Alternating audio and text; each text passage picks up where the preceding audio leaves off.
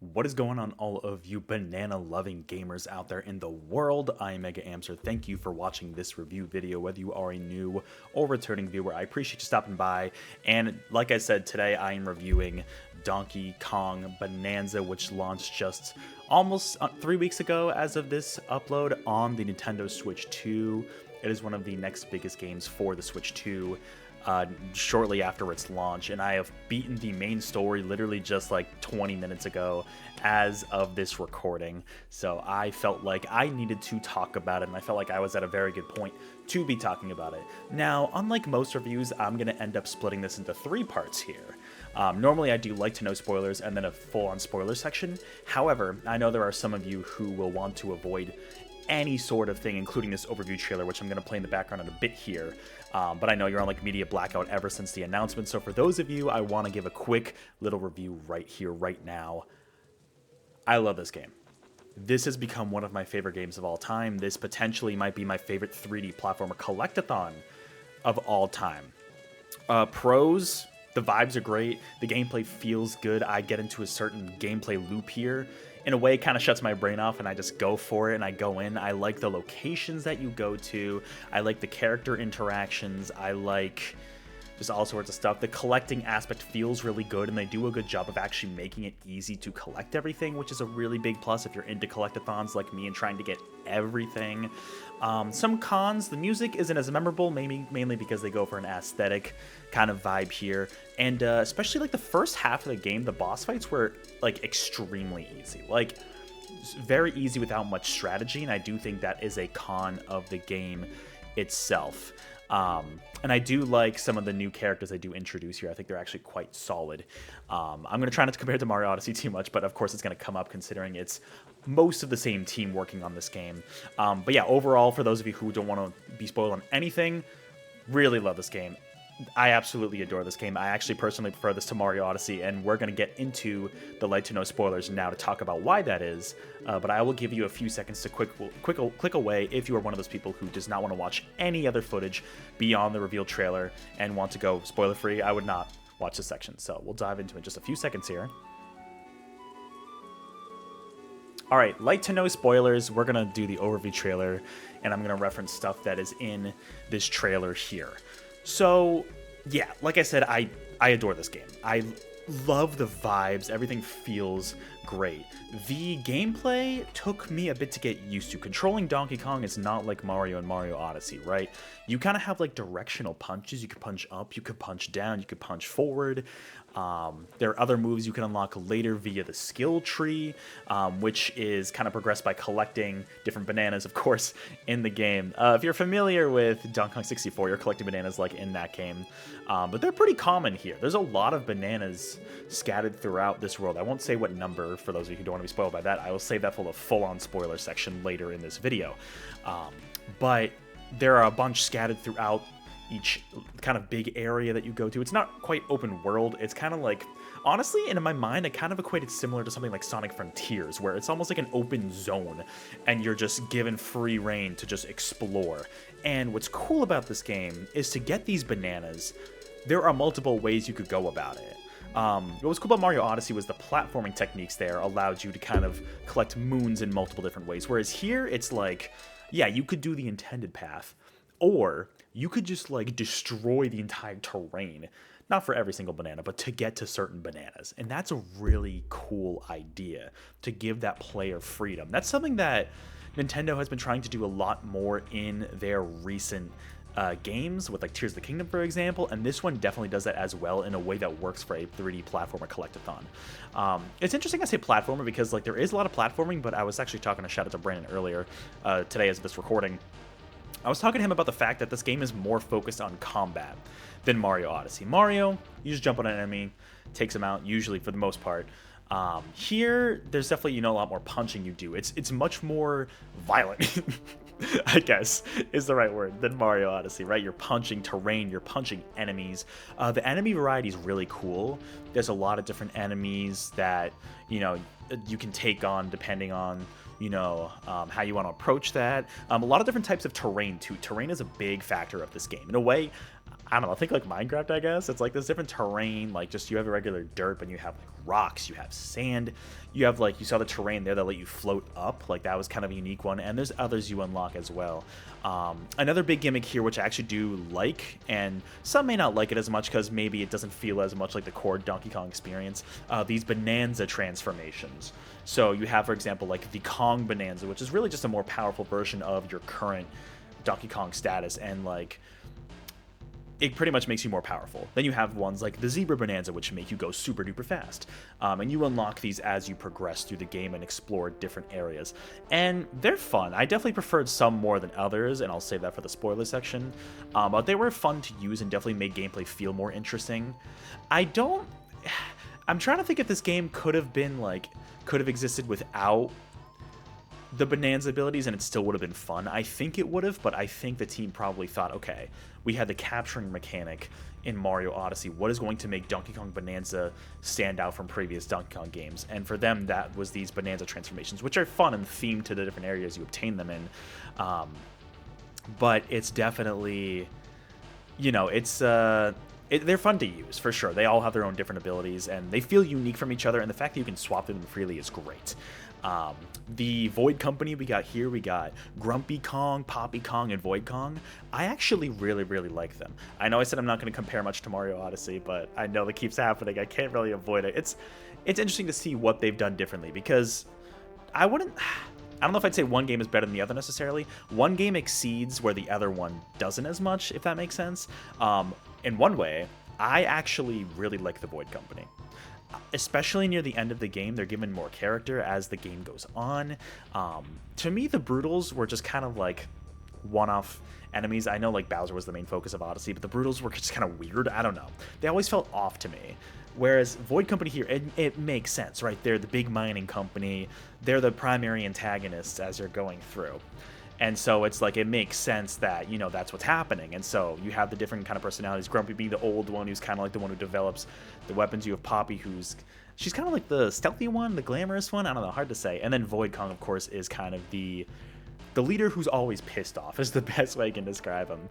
And you encounter them on your journey as you go through. The whole point of the game is you're trying to reach the core. With Pauline, which I wanted to mainly save that. I'm sure people have probably been spoiled already on that. That's been everywhere. It was leaked before she was even revealed that it was her who was Oddrock shortly into the game. It's kind of weird how they almost like saved for the surprise. It's really like they invented Oddrock just to have Pauline be a surprise in that overview trailer when they uploaded it. You know what I mean? With the direct. So it's interesting how they handled that. But it's a fun little surprise. I love Kid Pauline. Honestly, I was worried she was going to be annoying.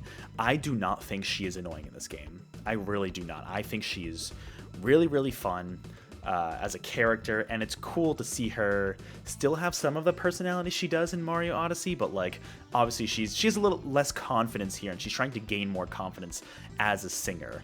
And you're both trying to reach the core of the planet, because supposedly if you reach the core, all your wishes can come true, and her wish is to get to the surface. Donkey Kong's wish, as you can probably guess, is probably related to bananas. But yeah, they're both trying to kind of go together to the planet core.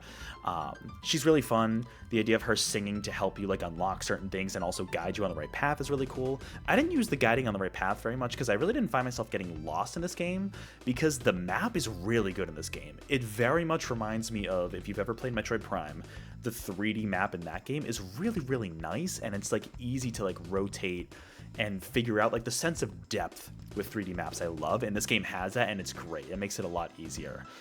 So I really didn't need to use her singing to kind of go around, but I used her a lot, of course, to like unlock certain things. So she's a really fun character. I did not try out co-op. I know they have the thing where she like yells at she sings at enemies and like destroys bosses that way, especially, but I did not do that. But yeah, like I enjoy the core gameplay concept of destroying terrain, collecting bananas. I love collecting things. Collecting fossils in this game, which is really cool. You can get fossils that help you unlock costumes and like change fur color. You can get costumes for Pauline and costumes for Donkey Kong. And what's cool about this game, unlike Odyssey where they were just cosmetic, in this game they actually have different skills. So like, you know, you might be faster in certain terrain, you might regain your Bananza, which is just your meter for the Bananza abilities, faster and stuff like that. So the different outfits actually have different effects, which is cool. I do wish there were more like fun ones, like Mario Odyssey. I feel like there were not as many fun ones this time around, but they were all like cool. They looked cool. But yeah, overall, like the costumes were like a cool addition. The fact they actually had an impact on like the game itself, like stats wise, like that was really cool. And I liked collecting the fossils for as they were, because they had little like Easter eggs and stuff like that. But it was a nice reward for collecting them. I will say I did collect every single thing I could up until this point. I won't say how much time that took. I'll say that for the spoiler section, just so you're not spoiled on that.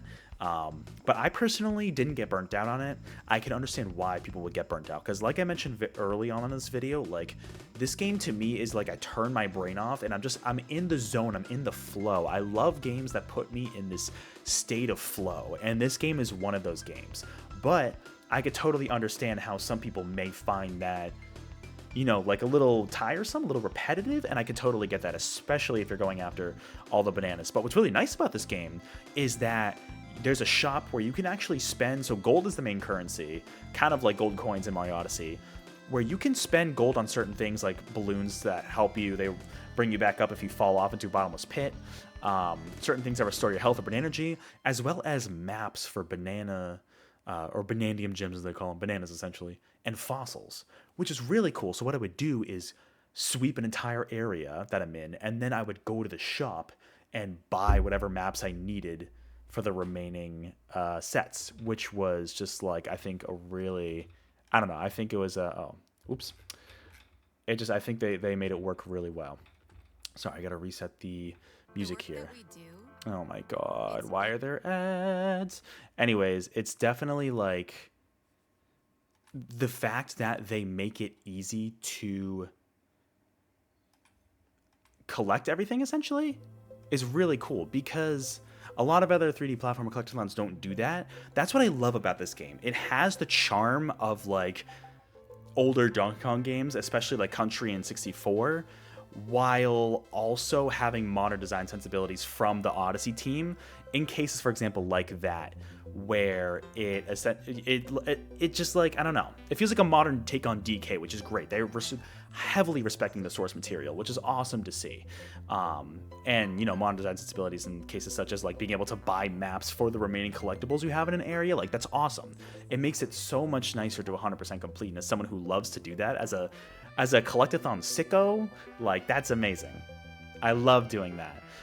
So that was super fun. One of the criticisms, like I mentioned before, a couple of them actually, the music isn't super memorable, except for some of the Bananza transformations, because those like Pauline sings and she hums along. Those are really fun, as well as the main theme is really good. But like the area themes themselves, I felt were pretty forgettable. The level design itself, the areas I thought were memorable. I've heard some kind of critiques that they're not super memorable just because you're rushing through, demolishing everything. But I don't know. I feel like by collecting everything in the levels, I feel like I remembered the level design more, and so each theme and area stuck out to me more. And there was some I liked more than others, but personally, I didn't hate any one of them. You know, and they try to change it up to make it feel fresh and unique. The enemies are really fun. A lot of them focus on kind of that rock, like fossil theme, which is cool. And yeah, there are in the levels to break up just the open zone gameplay in a lot of ways, like Sonic Frontiers. They have these challenge gates. Some of them are just like battle challenges. You have a timer, you have to beat it within that time. And some of them are like kind of these challenge zones where it usually involves more platforming, and you have to navigate through, collect some bananas, and get through to the end. And those were fun ways to break up the pace, I found. Those were actually really well designed. Whereas, you know, it contrasts nicely to the open areas that you would explore, like here, for example, rather than the challenge gates. Those are fun. And some of them have throwbacks to older games. I won't say what, but there's some fun teases in there. Oh, what was I about to say? I was about to say something. Completely forgot. But yeah, the contrast of the open zones to those challenge levels are really, really nice. And It's just fun to have that. Uh, the boss fights are another critique I have. They get very good by like the second half, but like the first half, the difficulty curve is pretty gradual in this game, which I really like. It's really, they handle that really well. But I feel like the boss fights, it's tough because I feel like a lot of these boss fights, if this were Mario, like playing against these bosses, the bosses would be very challenging and like a good level of difficulty. Whereas with Donkey Kong, some of these early bosses, because he just demolishes everything, we're over in like the blink of an eye. I beat some bosses in like 10 seconds, like no joke. They were very quick. Later on, like I said, second half, they definitely get more intricate and more strategy involved. As more elements are introduced into the game, which I really, really like, which is cool. So it's just that first half, it's a little too easy. But then again, for younger gamers who may get an appeal out of this by just being able to smash everything in sight, maybe it's good for them, you know? Yeah, the skill tree I kind of already talked about, but you can get different abilities. You can upgrade your current abilities like health and Bananergy and just like punches. Oh, the sonar. That's what I wanted to talk about. The sonar is also amazing. You can slap the ground and like it'll tell you within a certain radius. It'll let you know, it'll highlight if there are like bananas or fossils or challenge gates, any of that. That's awesome. That's another really cool accessibility feature to make exploring way easier. And without that, it would be almost near impossible to collect everything in this game. But it's that's really, really good. Yeah. What else can I say? I really didn't check out DK Artist. I really didn't do that at all. I did it a tiny bit, but that's not for me. I love that it's there and that it's using mouse controls, but it definitely is a side mode, and I don't want to say an afterthought, but because it seems like they have a decent amount in there. But yeah, I did not mess around that much at all. But let me know in the comments below if you did. Non-spoiler thoughts in the comments, of course, please, for those who don't want to be spoiled. Yeah, otherwise, I'm trying to think of what else I can talk about. I feel like that's about it. The ending was phenomenal. I will say nothing about the ending right now. The ending was awesome. It is worth seeing through. Yeah, it's good. It's good content. The story's like nothing amazing because it's a 3D platformer collectathon. There's no like deep JRPG lore here, but it's fun. It's really, really fun in a way that Mario Odyssey was also fun if you played that ending. Yeah, just to summarize the light to no spoilers section right here, I love this game. I absolutely fell in love with this game. I was so hyped when they revealed it, and just playing it felt so right. I plowed through this game in not even 3 weeks, collecting every banana, every fossil that I could along the way. And it's just, this is a really good game. This to me is the game I was waiting for when the Switch 2 launched. I knew it in my soul, and now that I've beaten the main story through, this is one of my favorite 3D platformers of all time. There's no doubt. Mario Odyssey, I really enjoyed. But this is, I mean, I'm a little partial to Donkey Kong. My boy, he's here. I'm a little partial to him. It's fantastic. Absolutely love it. Absolutely love what they did with this game. This is probably a one-off. That's okay. This has become one of my favorite games of all time. If you are a fan of 3D platform collectathons, I would say you owe yourself to play this game. If you end up getting a Switch 2, this is a must-buy. You know, obviously it's a high buy-in, of course. The game itself is $70 US, so not as much as a game like Mario Kart, but it is absolutely worth it. You don't have to 100% get every banana. I am a sicko, so I did that. It'll be a much shorter game if you do, or even if you just like collect the bananas and fossils you see along the way. It is still worth seeing through. It is genuinely, this is an absolute masterpiece of a 3D platformer, and I could not be happier to have played it. I know that's a little dramatic, but genuinely, like, this is an amazing game. Love how it feels. Bit of a learning curve with the controls at first. It doesn't take too long after that. And yeah, my other main critiques were minor critiques. The music is still good, but more atmospheric rather than memorable in the terms of the big areas. And those boss fights at the beginning were just way too easy, I think. But, you know, may not be a negative to some. But just, this game is fantastic.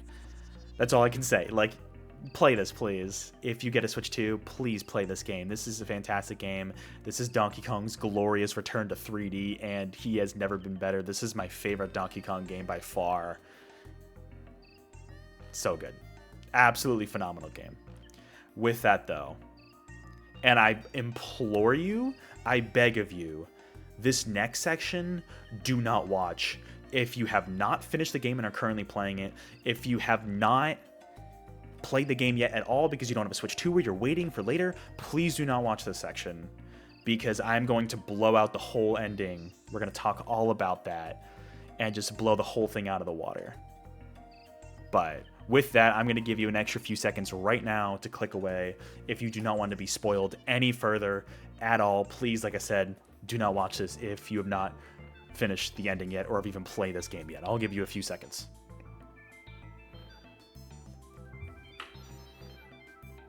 All right. So I just want to say to the person who spoiled me in chat, fuck you. But you also kind of saved my life because, and that's going to sound really weird, but promise me when I say this, right? Let me pull up. I'm going to pull up my footage right now. The reason I say that is because, man, what was that? Was that 7 years? Almost 7 years ago to the day. A certain trailer came out for Super Smash Bros. Ultimate, revealing fucking King K. Rool as a playable character, as a playable character in that game. And I was like, going into this game, I heard theories like, oh, K. Rool's gonna be in this game. I'm like, no shot. What are you talking about? Like, we know it's the Void Company. And then between that person in my chat and, sorry, I gotta set up the footage here, and a couple other YouTube comments that I stumbled across, and even like Google search or YouTube search, it's like the 5th option when you search. Between all of those, I got spoiled a little bit. When K. Rool was revealed for Smash Ultimate, I genuinely think I had a panic attack. Like, that is, I never got that reaction on camera, but I wish I had, because my God, I think I might have had a panic attack. It was bad. The fact that he's back in this game, I'm still in shock. So just today, as of this upload, or sorry, as of this recording, I should say, because I'm recording this very late at night, by the way. My eyes are bloodshot. Like the king himself, he's returned. I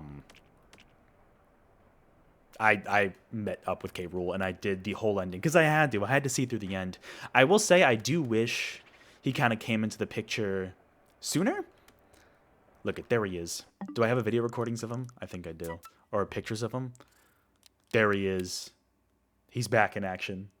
That's the line. You better not be watching this if you haven't seen the ending, because my God, when I saw him, it was crazy because I saw the Bananza root part with Void Kong, and I looked at that pile of gold. I'm like, oh, that's his belly.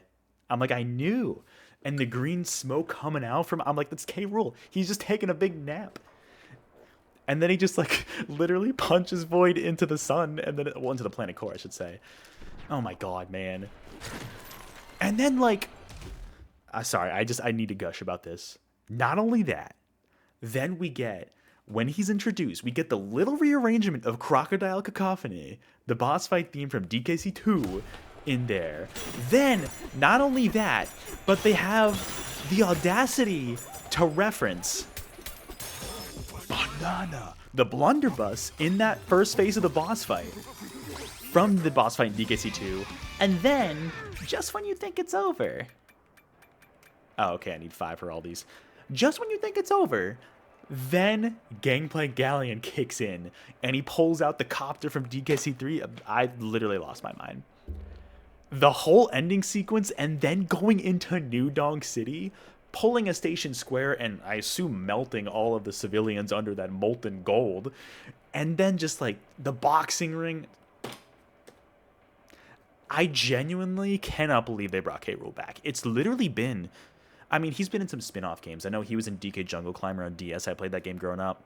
He was in, Mario Sluggers, I want to say? Definitely let me know in the comments.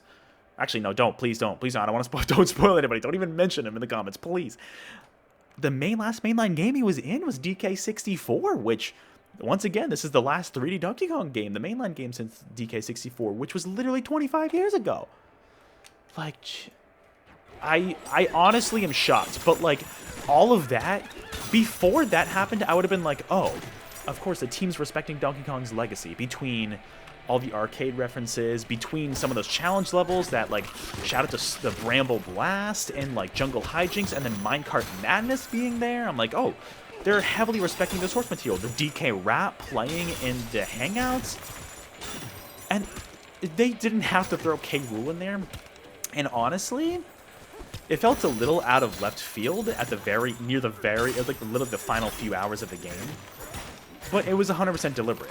Like, if you're new to Donkey Kong, you're gonna have no idea what the hell's going on. That was for the fans. That reveal was for the fans. I think they could have gotten away with it still just being the Void Company as the primary antagonists, but I am so glad that they pulled him out, because, like, oh my god. Oh my fucking god. Like, that was crazy. Even though I got spoiled on it ahead of time, like, way ahead of time, it still felt good. It didn't take away from that reveal. Like I said, I probably would have had a second of panic attack if it wasn't spoiled. Sorry, I don't mean to get emotional here, but it's just like, my god. There's something about K. Rool, man. I don't know what it is. It's just like, I'm so happy to see him back and so happy to see Rare's legacy have that much of an impact on modern DK. Even though he has the design more based off the arcade roots. It's amazing.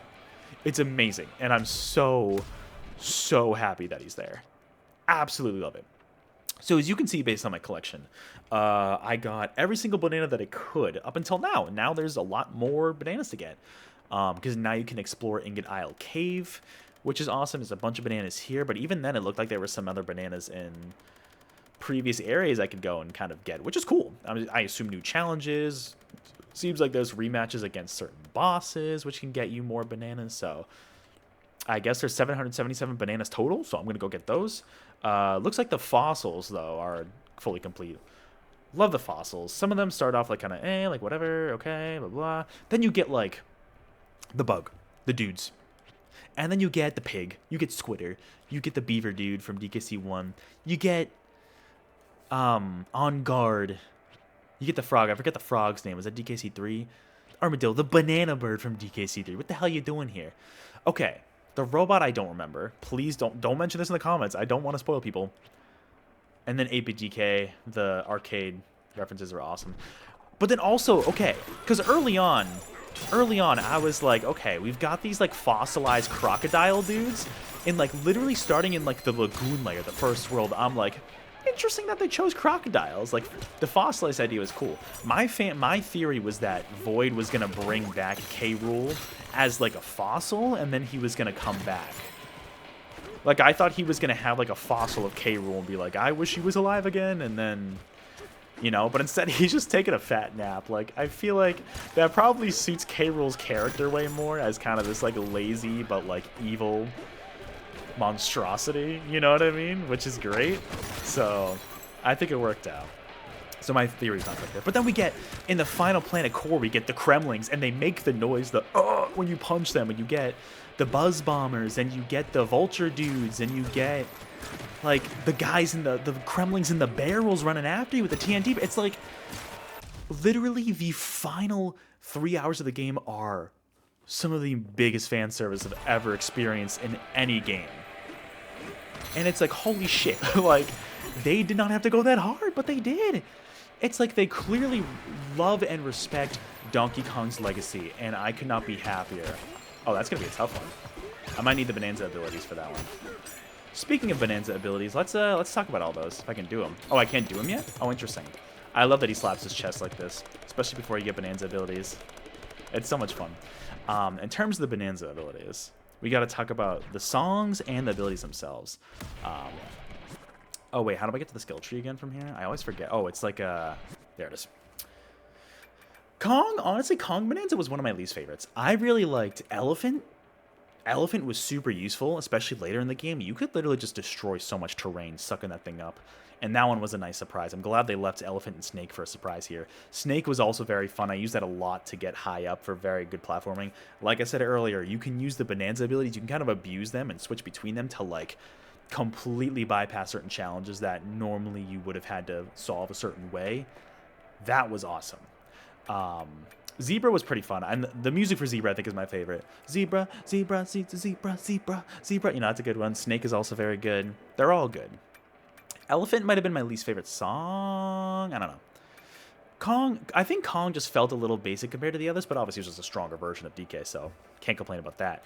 I like the skill tree. Gives more of an incentive to collect bananas, and I imagine I'll have exactly enough bananas to fill out this, or close to it, to fill out the skill tree, which is fun. Maybe a little extra. But, yeah, in terms of the layers, I mean, I'm trying to think of my favorites. Hilltop was, honestly, I kind of wish Hilltop was the starting one. Lagoon, I didn't love Lagoon as the starting one. Hilltop was fun. Canyon I liked a lot. That was cool with the mine carts. It was interesting that they had the divide. Freezer layer was fun. I always love ice levels. The forest one was good too. Junction was okay. Resort was solid, not super long. Tempest was fun, where you get the elephant. That was a cool one. I liked that. Landfill was okay. The racing layer, I wish there was more to this one. I wish Diddy and Dixie were a little more prevalent. They were literally only here for this, and I'm sure you get to do another race here, but, yeah, it was kind of like, I don't know. It was okay. Seeing Cranky every level was great with Rambi. That was fun. I do wish they had more animal buddies in this game, to be honest, but Radiance Layer was okay. That was one was a little long. Groove Layer I liked a lot. That was a short one, though, but that was a fun one. Feast was good. I liked Feast with, like, the whole theme park vibe going on, and, like, I still don't know if you're technically inside the innards of the worm there. And then Forbidden Layer was just, like, meant for the reveal of K. Rool. And then, of course, the Planet Core with all of those challenges involving all the Bananza abilities. Great way to wrap up the game. And, man, that fight against K. Rool, like the 3 different phases. I mean, my favorite, of course, was the second phase where you're shooting up to the surface and they're blasting that rendition of Gangplank Galleon, which they have a few now, especially thanks to Smash Brothers, but that one was amazing. And he's flying after you with the copter from DKC3. That phase was definitely my favorite. Yeah. Good game. I love collecting all the bananas. How many hours I have in this total? I think I must have about close to 45. Oh, that's a lie. That's a lie. What are you talking about? Maybe I'm closer to 40. Still. I don't even know what else to say. Pauline was really fun. I liked the little messages she had for you when you would, like, go to sleep at, like, a little hut or whatever you call that, the hangout spot. I loved the little messages she had for you there. She was a really good character. I thought the voice actress did a really good job too. And like I said, the Kongs I liked a lot. I thought they totally could have been the main villains for the whole game, but no, then they decided to throw K. Rool in there and make it amazing. But he did kind of come out of nowhere. If you're not familiar with Donkey Kong, you're going to be like, what the heck is this big old crocodile doing here? But for those who know, it's amazing fan service. Yeah. What else can I say? You know, if it wasn't for those banana and fossil maps, I definitely would have been a lot more difficult. The sonar helps a lot, but that would have been more difficult if they didn't have that. It's amazing they have those features to be able to spend gold. I was running out of gold by the end, to be honest, because I kept dying, and also because you have to spend a lot of gold, especially in, like, the Forbidden Layer. I'm trying to think of what else. I don't really know what else to talk about, man. Look at these maps. These maps are fantastic. Absolutely love these maps. I forgot to mention the camera. The camera can be occasionally iffy, but I didn't have as much trouble as some other people mentioned. Like, I think they did the best job they could for, like, the fact that you're literally digging through potentially tight corridors in the, like, deep in the ground. I think they did the best that they could, you know, and being able to see through the ground and rotate the camera to, like, other passageways you could potentially go through is actually very useful, especially for getting collectibles. But, man, what a game. What a game. I'm trying to think of what else I could talk about. I think at this point I'm all talked out. Like, absolute dopamine shots when playing this game, just busting through everything. Let me go back to the title screen here just to... Oh, you can reset all the terrain. I had no idea you could do that. That is good to know. Let me go back to the title screen here as I wrap up this review, because I do not want to spoil anybody on what's going on. Anyways, everybody, to wrap up this video, I love this game. This has become, I know this review video is super long, but I had to gush. This game has become one of my favorite games of all time. Favorite Donkey Kong game easily. one of, if not my favorite 3D platformer collectathon game easily. It's just, it's the old Donkey Kong charm with modern design sensibilities from the Odyssey team, and that's what's awesome about this game. They respect the legacy of Donkey Kong, but also bring him into the modern age, and this is it. This is the grand return for Donkey Kong in a big new way. The game itself is great. Some minor complaints. I'm not going to say this game is flawless, but, you know, music not being super memorable as much as other Donkey Kong games that are known for that. Some of those first several boss fights being extremely easy and almost like brain dead. And yeah, the gameplay could get a bit repetitive if you don't like collecting a lot of stuff. But if you do, like me, you're a sicko for that and you want to get everything, awesome. Awesome.